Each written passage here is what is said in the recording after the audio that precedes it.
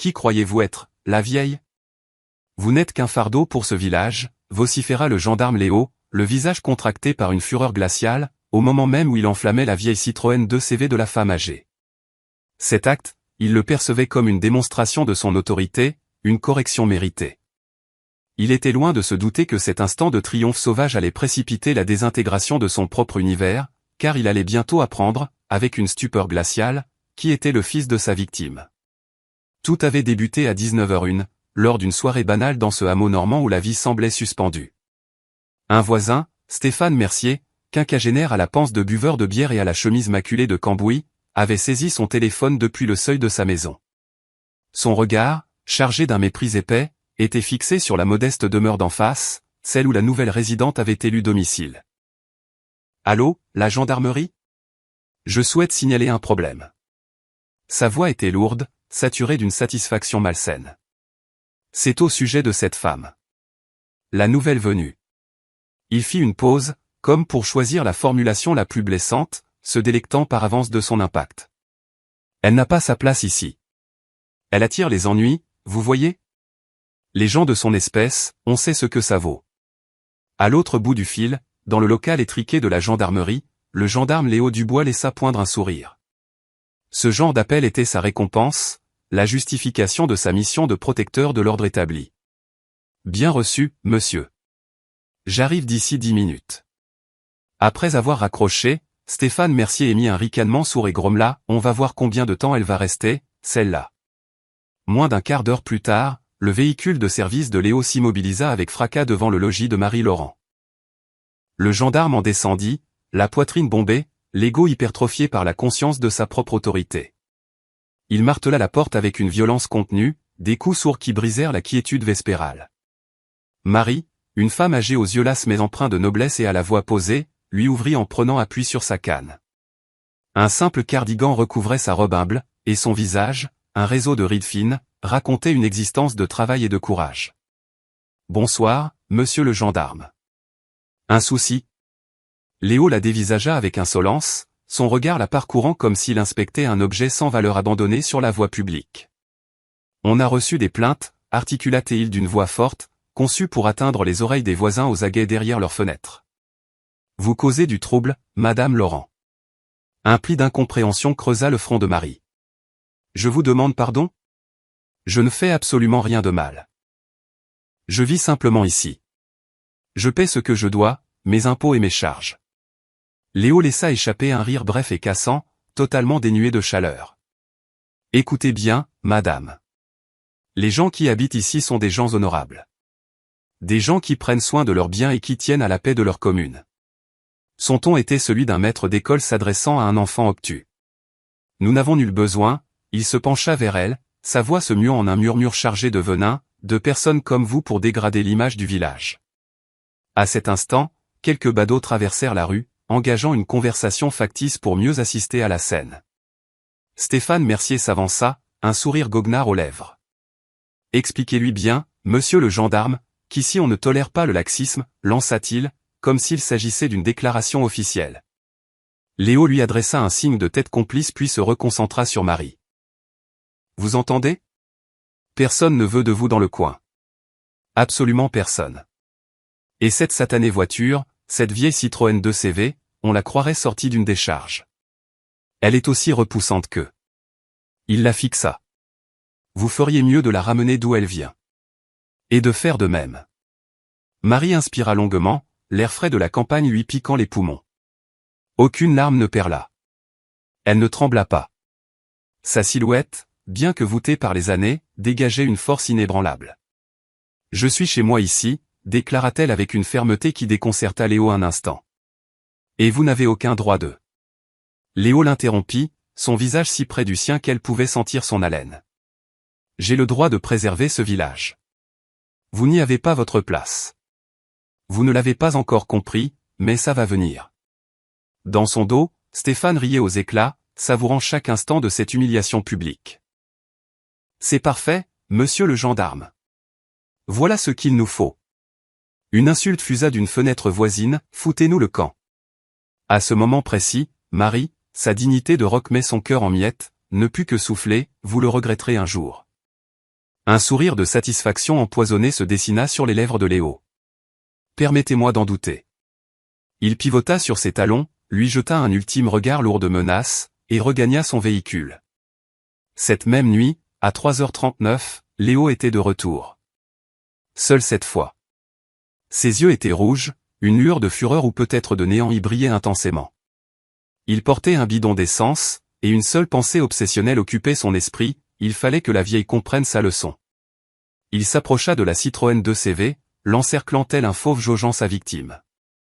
La lueur blafarde de la lune glissait sur la tôle fatiguée. Il effleura le métal glacial avec une répulsion évidente. « Regarde-toi, aussi bonne à rien que ta maîtresse », murmura-t-il au silence nocturne. Son regard se porta sur la maison de Marie, silencieuse, offerte. Ça lui servira de leçon, à cette vieille emmerdeuse. Elle apprendra à ne pas me tenir tête et à la fermer.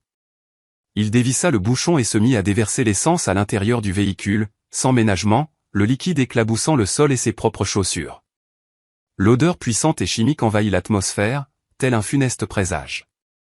Ces foutus nouveaux riches pensent pouvoir s'installer où ils veulent, prendre la place des autres et exiger qu'on les respecte, ricana le gendarme avec un dégoût profond. Ils ne savent pas où ils ont mis les pieds. Il gratta une allumette. La petite flamme vacilla un instant dans sa paume, projetant une lumière diabolique sur son rictus cruel. Ce village, c'est pour les gens d'ici, pas pour la racaille. Sans la moindre seconde d'hésitation, il jeta le bâtonnet enflammé dans l'habitacle. Vroom. L'explosion de flammes fut immédiate et violente, dévorant les sièges, le tableau de bord, la vie même de la petite voiture. La lueur orangée et crépitante dessina des ombres dansantes et macabres sur les maisons endormies. Des rideaux s'écartèrent, des silhouettes se devinèrent, mais aucun appel ne fut passé aux pompiers. Aucun cri ne déchira la nuit. Et Léo, empli d'un sentiment de justice accomplie, retourna d'un pas envers son véhicule de service, sans jeter un seul regard en arrière. Marie fut tirée de son sommeil par la chaleur étouffante qui filtrait à travers la fenêtre de sa chambre. Une clarté surnaturelle et mouvante animait les murs. Se levant avec difficulté, elle ouvrit sa porte et un cri d'effroi s'étrangla dans sa gorge. « Oh, mon Dieu, non! Ma voiture! Ma voiture !»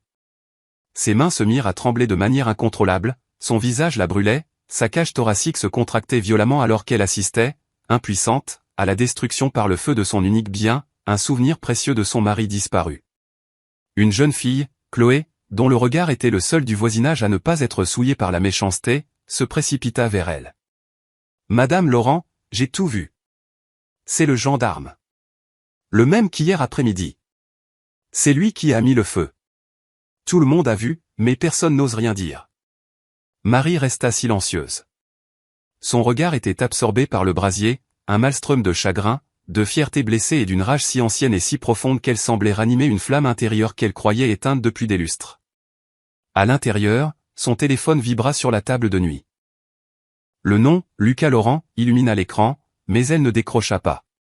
Elle pressentait que lorsqu'il apprendrait la nouvelle, le monde tel qu'il le connaissait allait vaciller. Au même instant, à plusieurs centaines de kilomètres de là, à Paris, dans un bureau majestueux du palais de l'Élysée, il était 8h10 du matin. Le téléphone sécurisé du président de la République française sonna. Un appel d'un numéro protégé. Il répondit sur le champ. « J'écoute. » La voix de la chef de la sécurité, Valérie Dupont, était anormalement tendue. « Monsieur le Président, un incident grave s'est produit. Dans un village de Normandie. Une femme âgée. Son véhicule a été incendié. L'acte est criminel. Son nom, Marie Laurent. Nous avons des vidéos. Un gendarme impliqué, véhicule de service non identifiable. Des témoignages affluent. L'affaire est devenue virale il y a 1 heure. » Le président Nicolas Laurent se leva d'un mouvement lent, sans couper la communication. Il marcha jusqu'à la baie vitrée donnant sur les jardins du palais. Sa mâchoire se durcit, un muscle saillant sur sa tempe. « Transférez-moi la vidéo. » Il la visionna. Une première fois. Une deuxième. Une troisième. Son visage passa d'une immense tristesse à une colère blanche, contenue mais d'une intensité redoutable. Il composa un numéro sur une ligne cryptée. « Je veux un rapport complet sur le gendarme Léo Dubois. Chaque détail de sa vie. Immédiatement. » Au même moment, Marie était assise dans son fauteuil, les mains jointes, la télévision muette. Pas un mot n'avait franchi ses lèvres depuis que les pompiers étaient repartis. Chloé, dans la cuisine, lui avait préparé une tisane qu'elle n'avait pas demandée, s'agitant avec une sollicitude silencieuse. D'autres voisins, poussés par une bonne intention tardive ou une culpabilité naissante, défilaient, laissant qui une couverture, qui des paroles de réconfort creuses, qui de simples regards penauds. Madame Laurent, fit Chloé en revenant avec la tasse. Une berline noire vient de se garer. Des hommes en costume en sortent. Vous attendez quelqu'un d'important? Marie ne réagit pas. On frappa à la porte. Des coups discrets, presque timides. Chloé alla ouvrir. Le président de la République française pénétra dans la petite maison. Sans escorte visible, sans photographe, sans agitation médiatique. Juste un homme, le visage ravagé par la fureur et par une émotion plus intime, plus douloureuse encore. Marie leva la tête. Leurs regards s'ancrent l'un dans l'autre. Le temps sembla s'arrêter. Il n'y eut pas de mots, juste une tension palpable dans l'air, un lien secret et puissant qui les unissait bien au-delà de la fonction, du pouvoir, de la nation. Chloé observait la scène, frappée de stupeur, incapable de la déchiffrer. Le silence s'épaissit. Puis le président s'avança, plia le genou devant la vieille femme, et prenant ses mains ridées dans les siennes, il murmura d'une voix étranglée, « Pardon, maman. » Un silence de cathédrale s'abattit sur la pièce. Chloé laissa échapper la tasse, qui explosa sur le sol. Marie se mit à frissonner, et tout sembla trembler avec elle. Mais il n'y avait toujours pas de larmes, seulement une tempête contenue dans le regard de l'homme le plus influent du pays. À cette même heure, au commissariat de gendarmerie locale, Léo Dubois surfait sur son téléphone. Son nom n'était pas encore public, mais la vidéo. La vidéo tournait en boucle.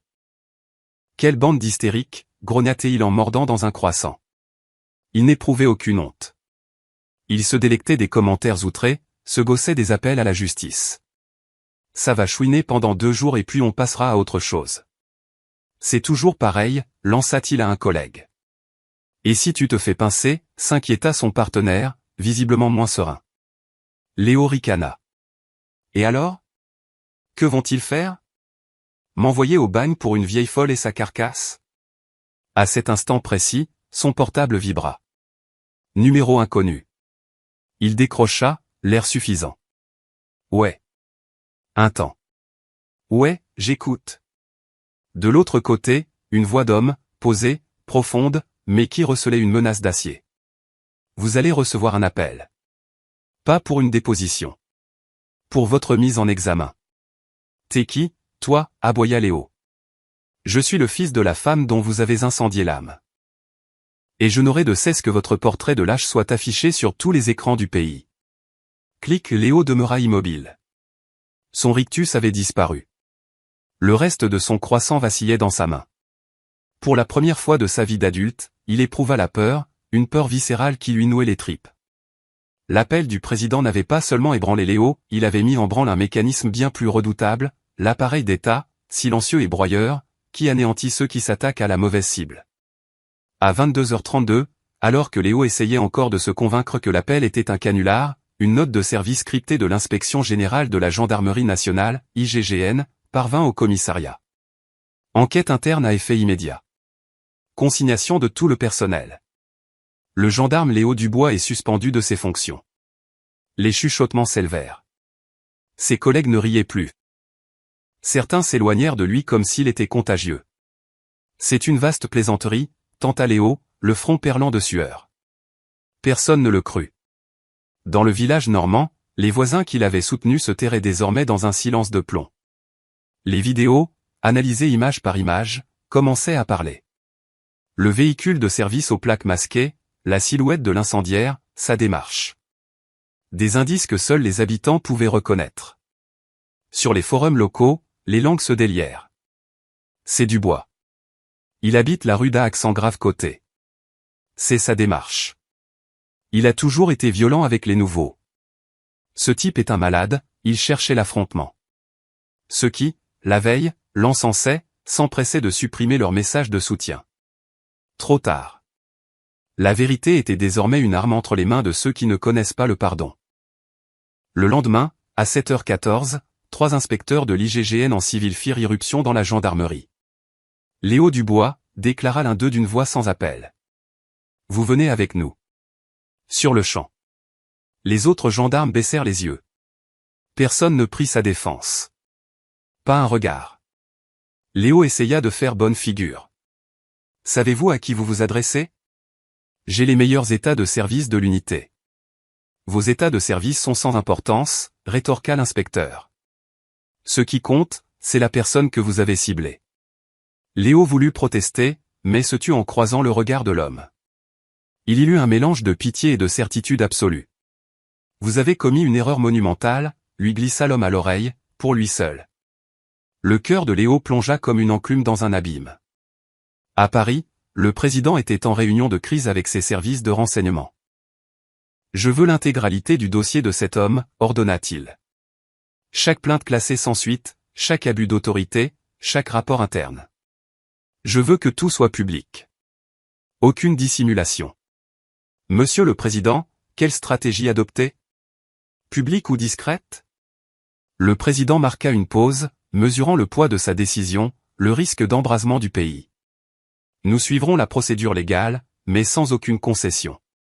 Je veux que la nation entière voie son vrai visage. Je veux qu'elle sache pourquoi ma mère a enduré cette épreuve.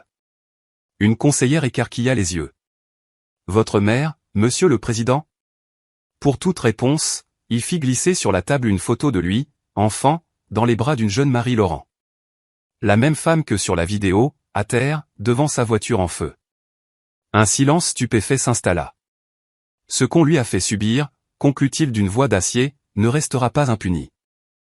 3 jours plus tard, le gendarme Léo Dubois était formellement mis en examen et incarcéré, une scène filmée et diffusée en direct. Pas de traitement de faveur, pas de défense corporatiste. Juste des menottes et le silence glacial de ses ex-collègues qui le regardèrent partir, fuyant son regard. À son domicile, sa femme n'était plus là. Ses enfants avaient manqué l'école. Sur la façade, des insultes peintes à la bombe, lâche, bourreau. La mère de la France. Son nom, son visage, ses propos haineux furent exposés et analysés par tous les médias. Les réseaux sociaux le condamnèrent sans appel. Ses amis les plus proches cessèrent de répondre à ses appels. Son univers, fondé sur la violence et la suffisance, se désagrégeait, comme sa plaque rouillée. Le président ne prononça qu'une seule phrase publique. Lors d'un déplacement en Normandie, il prit la main de sa mère devant les caméras et déclara « Il ne s'est pas attaqué à une citoyenne. Il s'est attaqué à ce que j'ai de plus sacré au monde. » Ce fut suffisant. Léo Dubois fut inculpé pour une litanie de chefs d'accusation, incendie criminel, abus de pouvoir avec circonstances aggravantes de haine, complot et entrave à la justice. Les voisins qui l'avaient encouragé furent identifiés et publiquement blâmés. Le garage de Philippe Martin, l'homme qui avait passé l'appel, fit faillite en moins d'1 mois, boycotté par tous. Marie Laurent ne réclama rien. Elle refusa toutes les interviews. Elle retourna s'asseoir sur son perron, contemplant une nouvelle voiture garée devant chez elle, financée par une collecte nationale à laquelle des milliers de Français avaient contribué. La justice s'était accomplie, non par les mots, mais par les actes. Et par le feu, celui, purificateur, de la vérité. Léo Dubois avait l'habitude de marcher en dominant le monde du regard. Aujourd'hui, il marche le dos courbé, parmi des codétenus qui connaissent son histoire par cœur. Il ne crie plus. Il ne menace plus. Il survit. Sa femme engagea la procédure de divorce 2 semaines après son incarcération. Ses enfants, accablés de honte, firent changer leur nom. Sa maison fut taguée, saisie, puis vendue aux enchères pour dédommager les victimes. Ses amis s'évanouirent dans la nature. Personne ne témoigna en sa faveur. Ses publications racistes, ses messages vocaux, ses blagues sordides, tout refit surface.